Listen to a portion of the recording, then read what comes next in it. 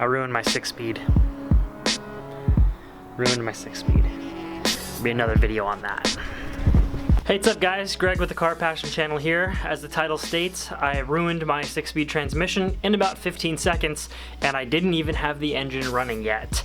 As you saw in the beginning, I tried to pull out of the driveway, no reverse. So I'll tell you how I did that to prevent you from making the same mistake, but for right now, I gotta get the transmission out of the car so I can get the problem fixed. So the car is just on stands right now. It's still got the trans in it, still got the interior, still got the exhaust. Have not touched it yet.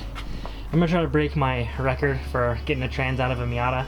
I don't know what that record is, but I get the feeling I'm about to break it right now. We got 7:56 p.m. We're just getting started. I will see you guys when the trans is out.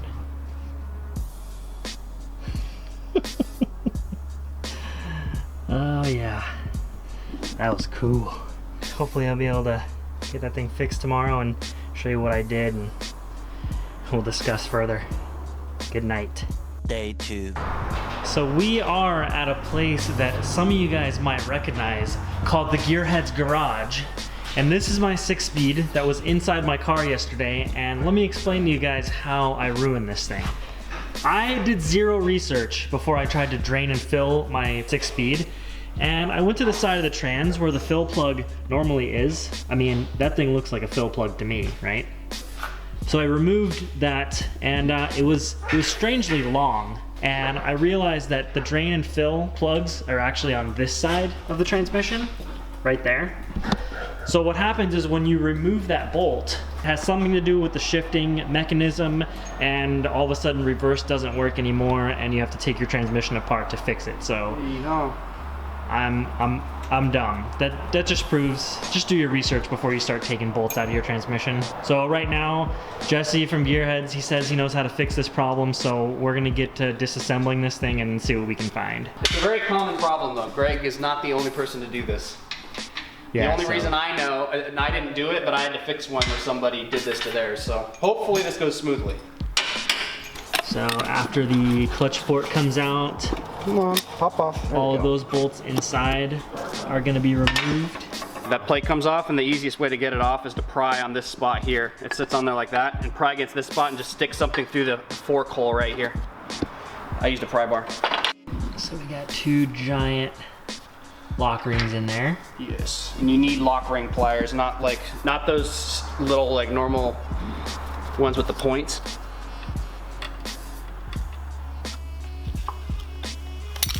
There we go, there's one. The other one's the same thing, it's just bigger. And one more down there.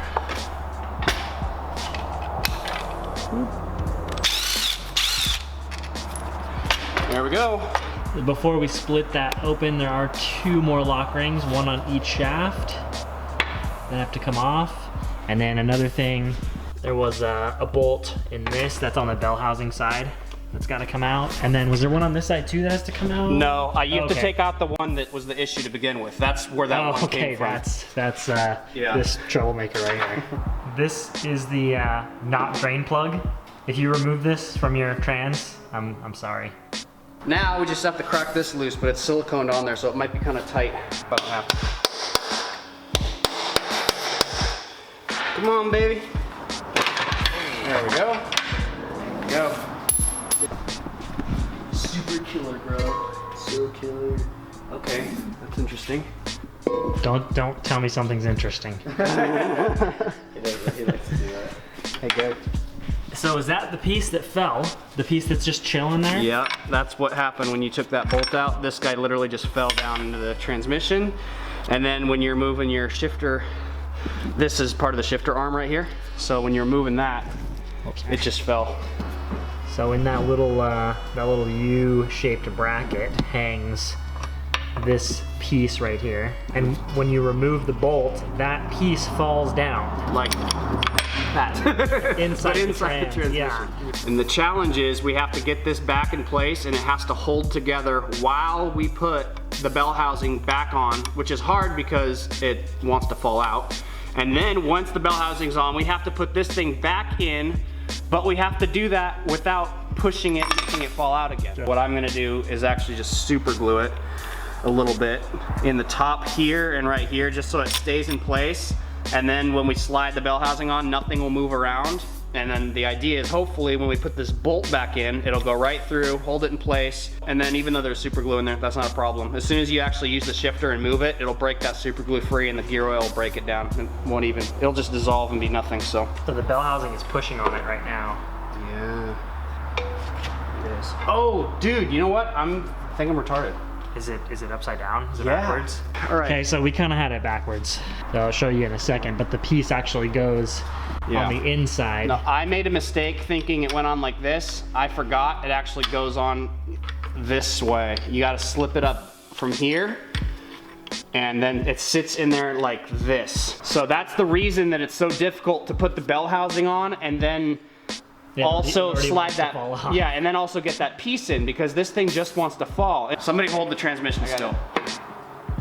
Okay, we're somewhat good here. I got it now. Still in there. Go ahead, man. Suck it together. All right, how is it? Still in there. What we're gonna end up needing to do is wiggle the shifter just a little bit, and then we'll see if we can get the bolt slid through and lined up and started. If not, we'll have to take it apart and start over again.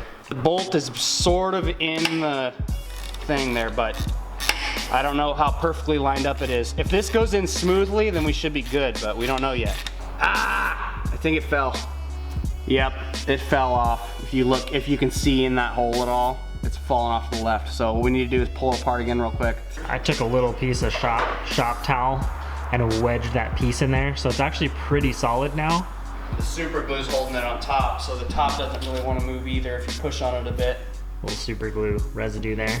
And hopefully the goal is this will go through smoother. That's already better. That's already way better. I filed around the edge and rounded it a little bit more, and then I filed all the way on the rest of it just a tiny bit. You don't want to go crazy with it, but I also filed this out a bit with a round file. So filed both of these a little bit, and this actually slides in much smoother than it did before. So I'll go ahead and add a little bit of just grease on the end of this, and hopefully this time when we put the bell housing on, it'll slip in as planned. Because last time wasn't as planned. Yeah. This is the one. Oh, there we go. Okay. Okay, this time we're looking better. It still needs to move forward a bit, so do the same thing you did before, Greg.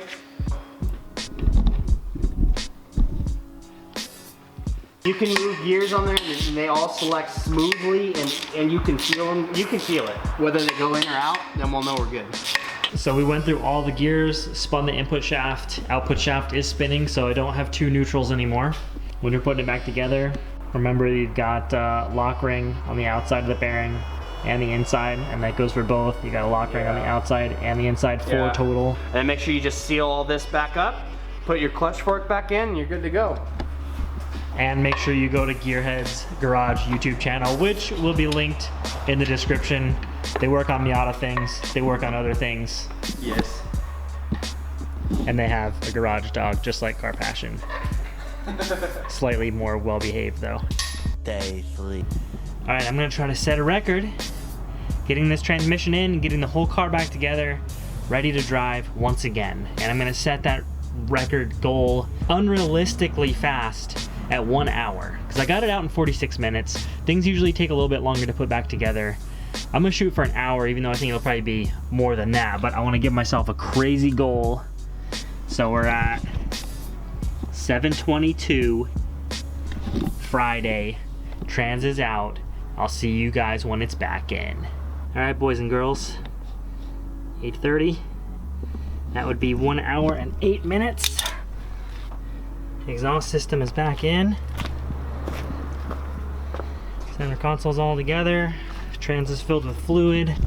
And of course, it is in the car. And there's my tools. Caveman style. But the best part of all, I have to say, is the fact that we have our reverse back, which means I can now take the car out and break it in. Just a few days delay because I'm dumb. So guys, do me a favor, and if you or a loved one drives a Mazda Miata with a 6-speed transmission, share this video and help save the life of a reverse gear. and also share it so I can buy a new tripod, because clearly I haven't bought one yet. Peace out. I'll see you guys in the next one. Back from the dead.